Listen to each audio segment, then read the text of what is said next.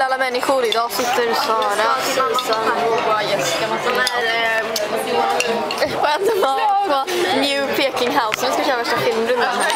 Filmar du? Nej, jag pratar med mig själv. Mitt namn. Det var inte ens kul.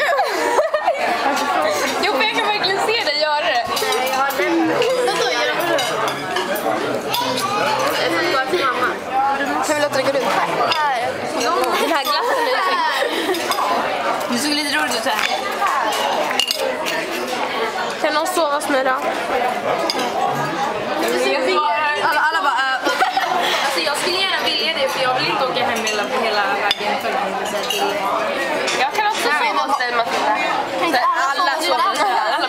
Erkänn det skulle vara fett nice. Jag kan fortfarande inte. Om alla bara gick hem och sov hos en person. Jag kan.